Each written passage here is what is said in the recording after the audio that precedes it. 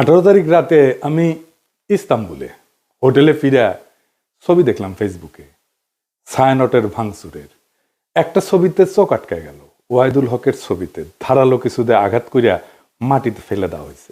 এই মানুষটার স্নেহ প্রশ্রয়ে আমি বড় হয়েছি। সেই কৈশোরে তার হাত ধরে কত শহর ঘুরছি তার ঠিকানা নাই।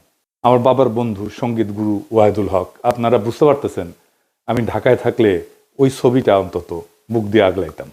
ছাত্র ইউনিয়ন সিপিবিআর ওয়াহিদুল হকের লেসপেন্সার হওয়ার কারণে ছায়ানটের এই ঘটনা এক বিচিত্র অনুভূতির সামনে এনে আমাকে ফেলছে। পাকিস্তান আন্দোলন করা বাঙালি মুসলমানদের ছেলেরা যখন পাকিস্তান ভাঙ্গা বাংলাদেশ রাষ্ট্রের জন্ম দিল, সেই সময় বাবা একই সাথে সুখ আর দুঃখের অনুভব করছিল। আমি সেই অনুভূতির মুখোমুখি হয়েছি। ছায়ানট নিয়ে আলোচনাটা সূক্ষ্ম এবং জটিল, আশা করি বিষয়টা একটু মনোযোগ দিয়ে শুনবেন। আমাদের জানা দরকার যে ছায়ানট কেন এই আক্রমণের শিকার হইল, ছায়ানটের বিরুদ্ধে কেন বাংলাদেশের সাধারণ মানুষ বিলা হইল। অনেক প্রশ্নের জবাব পাবেন। আমি নিজে ছায়ানটকে বাংলাদেশে ভারতীয় কালচারাল অ্যাসেট হিসেবে চিহ্নিত করছি, কোনো সন্দেহ নাই। কেন করছি সেটা আমি হয়তো পরিষ্কারভাবে ব্যাখ্যা করিনি, আজকে সেই ব্যাখ্যাটাও আপনারা পাইবেন। আসেন আল্লাহর নামে শুরু করি। ওয়াহিদুল হককে আমি ওয়াহিদ কাকু বলে ডাকতাম। আমার সাথে ওয়াহিদ কাকুর সম্পর্ক ওনার মৃত্যু পর্যন্ত অক্ষুণ্ণ ছিল। টক ঝাল মিষ্টি সেই সম্পর্ককে এখন আমি মিস করি। ওনার মৃত্যুর পরে আমি ফেসবুকে একটা নোট আকারে লেখা লিখছিলাম, ওয়াহিদুল হক তারুণ্যের শুভবোধনের ঋত্বিক। আমি জানি না ওই লেখাটা আমি আর খুঁজে পেলাম না, কারো কাছে যদি থাকে আমার একটু খোঁজ দিয়েন।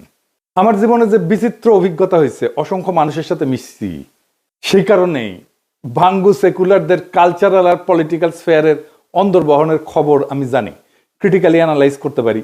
তার কারণ ওই ক্ষুদ্রকাল থেকে আমার এই ওরিয়েন্টেশনের সাথে আমি যুক্ত। এই কারণে আমি জানি ঠিক কোথায় ওদের উইক পয়েন্ট আর কোথায় তাদের শক্তির দিক। তবে আমি যেহেতু গান গাইতে পারতাম না, আমি তো অসুর, মানে সুর নাই আর কি, আমি রবীন্দ্রনাথের লেখা বুঝতে চাইতাম, তার জ্ঞান তাত্ত্বিক উৎস খোঁজার চেষ্টা করতাম। জ্ঞান তত্ত্ব মানে হইতেছে আমি যেটাকে সত্য জ্ঞান বলে মানতেছি সেটা আসতেছে কোন জায়গা থেকে। এই জায়গাগুলোকে বলা হয় জ্ঞান তাত্ত্বিক উৎস বা এপিস্টেমিক সোর্সেস। দর্শনের ভাষা মানে এই গানটা কি বুঝায়, মানে ধরেন তুই ফেলে এসেছিস কারে মন মন রে আমার, তাই জনম গেল শান্তি পেলি না রে মন মন রে আমার। অথবা ধরেন প্রাণ চায় চক্ষু না চায়, মরে একইতর দুস্তর লজ্জা, সুন্দর এসে ফিরে যায় তবে কার লাগে মিথ্যায় শয্যা। মুখে নাহি নিঃস্বরে ভাস, দহে অন্তরে নির্বাক বহ্নি, ওষ থেকে নিষ্ঠুর হাস, তব মর্মে যে ক্রন্দন তন্নি। মাল্য যে দংশিছে হায়, তবে শয্যা যে কণ্টক শয্যা, মিলন সমুদ্র বেলায় চির বিচ্ছেদ জর্জর মজ্জা। আহা কি মধুর! মনে করিছেন এটা প্রেম প্রীতির গান? জিনা জিনা ভাইজান, এটা অন্য জিনিস। মুসলমান দুই ধর্মের মানুষ কিভাবে তাদের স্বাতন্ত্র্য বজায় রেখে একসাথে শান্তিতে থাকতে পারবে, সেইটার রাজনৈতিক সমাধান বের করতে হয় তো রাষ্ট্রকে। এর চাইতে বড় কাজ তো ভারতীয় উপমহাদেশে আর নাই।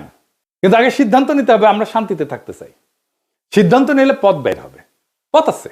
চালাকি কোনো সমাধান না, সমাধান চালাকি করে বের করা যাবে না। হিন্দুকে আধা মুসলমান বা মুসলমানকে আধা হিন্দু বানায় না, এটা হবে না। এইটা করতে থাকলে একটা অনিবার্য রক্তাক্ত সংঘাতের দিকে আমরা যেতে থাকবো, সমস্যার সমাধান করবে না, আর কঠিন জটিল সংকটের দিকে জাতিকে নিয়ে যাবে। শুধু জাতিকে না, ভারতীয় উপমহাদেশকে নিয়ে যাবে। কিভাবে সম্ভব? একটা ছোট্ট উদাহরণ দিয়ে বলি। দেখেন আমরা যে যে ধর্মই পালন করি না কেন, রাস্তায় ট্রাফিকের লাল লাইট দেখলে তো সব ধর্মের মানুষ দাঁড়াই, তাই না? বিবাদ হইলে তো একই আদালতে যায় সব ধর্মের মানুষ ফয়সালার জন্য, তাই না? আমরা তো ভোট দিতে হইলে, নেতা নির্বাচন করতে হলে একই ভোট সেন্টারে যাই ভোট দিতে সব ধর্মের মানুষ, তাই না? এটাই নাগরিক হিসেবে একসাথে থাকা। নাগরিকত্বই আমাদেরকে একসাথে বাঁধবে। স্পিরিচুয়াল জার্নি না, আমার ওয়ার্ল্ড ভিউ না, আমার নাগরিকত্ব।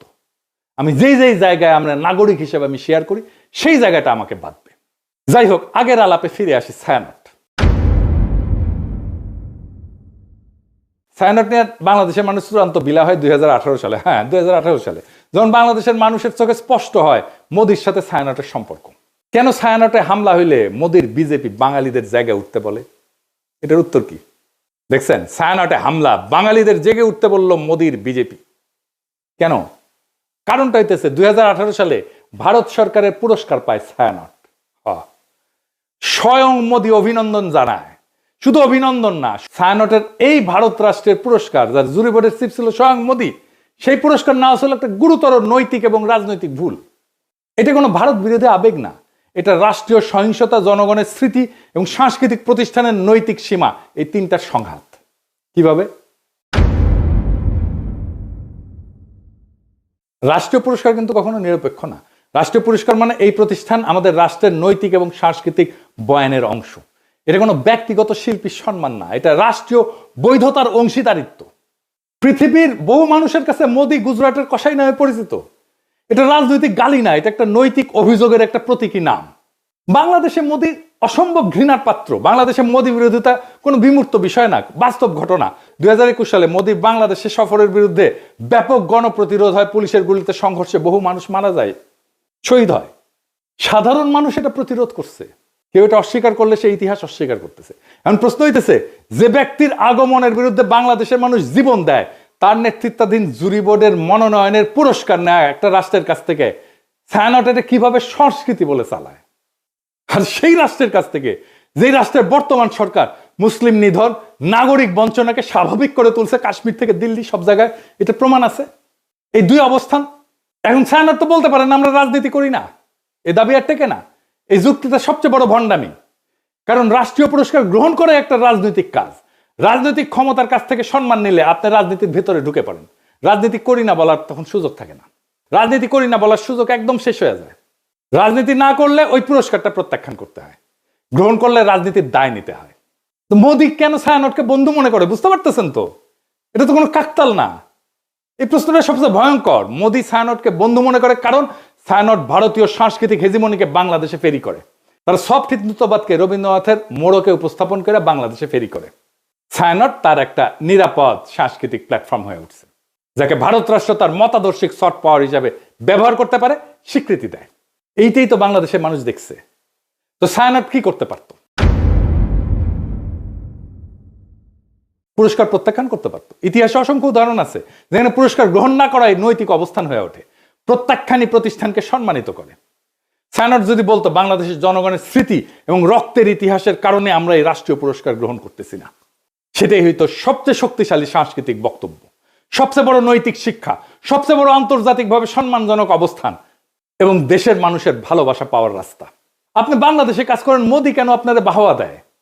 কেন দেয়? এই প্রশ্নের জবাব দিতে হবে না? বাংলাদেশের মানুষের সাথে আপনার কন্ট্রাক্টটা কি? সোশ্যাল কন্ট্রাক্ট কি? আপনি সমাজের রাষ্ট্রে কি অবদান রাখছেন, একটা প্রতিষ্ঠান করছেন? বাংলাদেশের সাথে আপনার কন্ট্রাক্টটা কি? বাঙ্গু সুশীলদের সফট হিন্দুত্ববাদের দীক্ষা দিচ্ছেন, আর যে রাষ্ট্রেরা মানুষের মৃত্যুর স্মৃতিতে বাংলাদেশে ঘৃণার প্রতীক, তার হাত থেকে সম্মান নিচ্ছেন। লজ্জা লাগে না? সমাজ তো হঠাৎ করে পাগল হয়ে যায়নি, মানুষ হঠাৎ করে সংস্কৃতি বিরোধী হয়ে ওঠেনি। এটা জমে থাকা একটা দীর্ঘ বিচ্ছেদের বহিঃপ্রকাশ। বাংলাদেশের মানুষ এমন ছায়ানট চায় যে তার দুঃখে কাঁদে, তার স্বপ্নে সহযাত্রী হয়, তার কল্পনার ভাষা হয়ে ওঠে।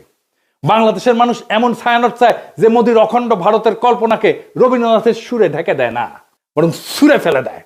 যদি ছায়ানট নিজেকে সেইভাবে পুনর্গঠন করতে পারে, জনগণের স্মৃতি, ক্ষত আর আকাঙ্ক্ষার পাশে দাঁড়াইতে পারে, তাইলে ছায়ানট আবার উঠে দাঁড়াবে।